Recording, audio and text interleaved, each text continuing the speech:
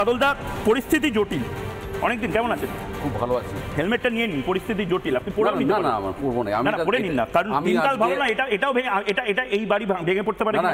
এই যে এইটা নিয়ে তুমি আজকে প্রোগ্রামটা শুরু করেছো, এর জন্য তোমাকে সাধুবাদ জানাই। আর এক বছর পর যে সন্ধ্যে 6টায় ফোন করে যে তড়িঘড়ি ডেকে নিয়েছিলে, এর জন্য অশেষ অশেষ ধন্যবাদ তোমাকে। ইমার্জেন্সি। আমাকে একটা কথা বলুন, আপনি পড়বেন না তো? না, আমার এই মুহূর্তে প্রয়োজন নেই। আমি পড়ি, কারণ তৃণমূলের রাজ্যে যে কোনো জায়গায় ভেঙে যেতে পারে। না, তৃণমূলের রাজ্যে ভাঙে না। ভাঙে তো। শুনুন না, আমাকে একটা কথা বলুন। এই যে কাজটা মেয়রের করার কথা, অপদার্থ একটা মেয়র, দাওয়াতে ইসলাম, এইসব বড় বড় জিনিস নিয়ে মেয়র ব্যস্ত। একটা বাড়ি ভাঙা আটকাতে পারছে না, বাড়ি হেলে পড়া আটকাতে পারছেন কেন বলুন তো? না, আমি প্রথমেই তোমার একটা কথায় আপোস করি। ফিরহাদ হাকিম সত্যি খুব মনের দিক দিয়ে ভালো মানুষ। না, সে হতেই পারে। কোনো কারণে হয়তো কোনো একটা কথা বলেছে, দল তাকে সতর্ক করেছে, হয়তো যেভাবে বলেছে সেটা নিয়ে উনি একটা জাস্টিসের কথা বলেছেন, সেটা হয়তো কোনো কারণে একটা কথা বেরিয়ে গেছে। কারণ ফিরহাদ হাকিমকে আমি বহুদিন ধরে দেখছি, উনি যেভাবে দুর্গাপুজো এবং ওনার পারিবারিক সঙ্গে এবং সনাতনের সঙ্গে মুসলিম হোক, ওরা যেভাবে একাত্মতা, ঠিক আছে, মানে এই নয় ফিরহাদ হাকিম খুব খারাপ মানুষ। পয়েন্টে আসুন। আজকের আলোচনাটা হচ্ছে যে আমাদের স্ট্রাকচারাল ইঞ্জিনিয়ারিং সব অপদার্থ বা ব্যর্থ, আপনি যেটাই বলতে চেয়েছেন মেয়রকে। এরপরে বলবো না কাজ। আচ্ছা, এত কাজ, 84টা প্রকল্প চলছে মমতা ব্যানার্জি, সারা বাংলায় 84টা প্রকল্প। আচ্ছা, আমাকে যদি একটা দুটো কোথাও বাড়ি থেকে তার মানে আপনি এই নয় যে না, আপনি যে দেখাচ্ছেন, আমি আস্তে আস্তে খেয়াল করছিলাম যে আপনি 2024 থেকে 8-9টা বাড়ির হিসাব আপনি দেখাচ্ছেন। আমি দেখেছি আপনার প্রোগ্রামটা, কিন্তু কোথাও উত্তর কলকাতার, আপনি বলুন উত্তর কলকাতায় যে সিস্টেমে বাড়িগুলো হয়েছে বিগত 50 বছরে, আপনার কি তার আগে যে সরকারগুলো তারা ঠিক করে পারমিশন বা ঠিক করে দিয়েছে? এবার আপনারা যে ভবানীপুরের ব্যাপারটা যেটা দেখাচ্ছেন, না না, আপনি ভবানীপুরের না করাপ্টেড কেন বলবো? যে প্রমোটাররা যারা জড়িয়ে আছে, আমি প্রমোটারের পক্ষে আমি ব্যক্তিগতভাবে যারা প্রমোটাররা যারা একতলা দোতলা বাড়ি স্যাংশন করে 4তলা 5তলা করছেন, আমি তার পক্ষে নই, দিদিও তাদের পক্ষে নয়। এটা তো খুব খারাপ ব্যাপার। আমি লেকচার আপনি আমাকে ডেকেছেন আমার লেকচার শোনার জন্যই। আপনি যদি লেকচার না বলে থাকেন, না ভুল ধারণা, আপনি বলেছেন, আপনি ডেকেছেন প্রশ্নের অ্যান্সার মানে এটা লেকচারে বাংলাটা মানে কি আপনি বলুন আমাকে। আচ্ছা, বেশ শান্ত হন আপনি শান্ত হন, আমি বাকিদের কাছে যাচ্ছি। ফিরহাদ হাকিম, আবারও বলছি, মেয়র ফিরহাদ হাকিম নিজের কাজ বাদ দিয়ে সব কাজ করেন। দাওয়াতে ইসলামের দায়িত্ব যেন কোনো হুজুর তাকে দিয়ে গেছে, তাকে দাওয়াতে ইসলাম দিতেই হবে। তাকে যেন বলে গেছে ইসলামিক রিপাবলিক অফ ইন্ডিয়া বানানোর গুরু দায়িত্ব ফিরহাদ হাকিম তোমাকে দেওয়া হলো না। ফিরহাদ হাকিম নিজের কাজটা করুন, যেটার জন্য ফিরহাদ হাকিম ওই নীলবাতির গাড়ি চড়ছেন, ফিরহাদ হাকিম মেয়রের ওই স্ট্যাম্পটা ব্যবহার করতে পারছেন, সেটাও আমাদের ট্যাক্সের টাকায় কেনা। ওই 20 টাকা 50 টাকার যে স্ট্যাম্প, সেটাও রাবার স্ট্যাম্পটা আমাদের টাকায় কেনা। ফিরহাদ হাকিম নিজের কাজটা করছেন না, তাহলে রিজাইন করুন না। ফিরহাদ হাকিম আজকেও দেখুন কি কথা বলেছেন, শুনুন।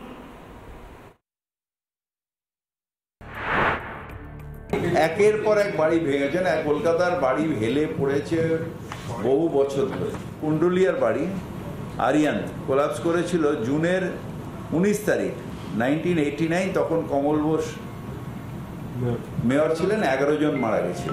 এটা প্রথম নয় যে গার্ডেন নিচে 13 জন মারা গেছে।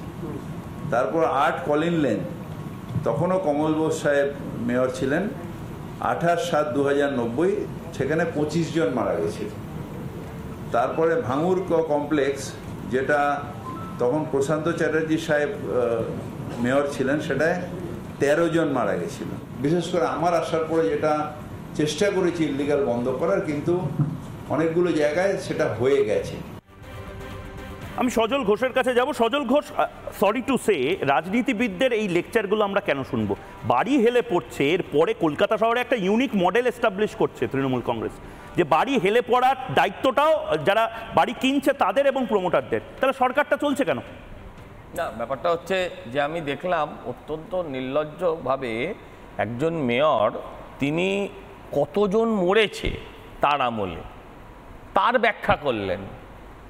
কতজন মরতে মরতে বেঁচেছে, হ্যাঁ, সেটা বুঝিয়ে উনি বললেন যে উনি কতটা সফল। দেখুন, আমি প্রথমে আপনাকে বলি যে যেমন ধরুন আমাদের রাজ্যের একটা সরকার আছে, তার মন্ত্রী আছে, মন্ত্রিসভা আছে, কেউ অর্থ, কেউ অনর্থ, কেউ স্বাস্থ্য, কেউ অস্বাস্থ্য, এরকম বিভিন্ন ডিপার্টমেন্ট নিয়ে আছে। আপনারা কি জানেন, ইভেন ময়ূক বা বাদলদা, আপনাদের প্রত্যেককেই বলছি, আপনারা কি জানেন এই মুহূর্তে কলকাতা শহরের বিল্ডিংয়ের দায়িত্ব কার? প্রত্যেকের একটা এমআইসি আছে, কিন্তু এমএমআইসি আছে না। এই মুহূর্তে কলকাতা শহরের বিল্ডিং এর এমএমআইসি কে? বাদলদা জানেন? না, আমি জানি না। জানেন? আমিও জানি না। আচ্ছা, এমএমআইসির নাম হচ্ছে ফিরহাদ হাকিম, জনাব ফিরহাদ হাকিম, যার হাতে যেমন মুখ্যমন্ত্রীর হাতে পুলিশ আছে, মুখ্যমন্ত্রীর হাতে যেমন স্বাস্থ্য আছে, সেরম এই মেয়রের হাতে এই মুহূর্তে যে জায়গাগুলো থেকে মাল আসে, ধরুন ফাইন্যান্স, ধরুন বিল্ডিং, ধরুন ওয়াটার, এগুলো সব ওনার হাতে আছে। কিন্তু এগুলো উনি কোনো ডিসেন্ট্রালাইজ করেননি, উনি কারোর হাতে দেননি, নিজের হাতে রেখেছেন। আপনি বললেন যে, বাদলদা বলছিলেন যে প্রমোটাররা এরকম ধরনের কাজ করছে, তাই প্রমোটাররা কারা? আমি আপনাদেরকে একটা কথা পরিষ্কারভাবে বুঝিয়ে বলি যে আপনাদের একটা জিনিস মানতে হবে, যে আজকে বিধাননগর পুরসভার একজন প্রমোটার প্রায় 1.5-2 মাস হয়ে গেল সে নিখোঁজ। একটা বাড়ি থেকে তিনি প্রায় 50 লক্ষ টাকা চেয়েছেন। 50 লক্ষর মধ্যে প্রায় 25-30 লক্ষ মিটিয়েও দিয়েছেন কাউন্সিলরকে।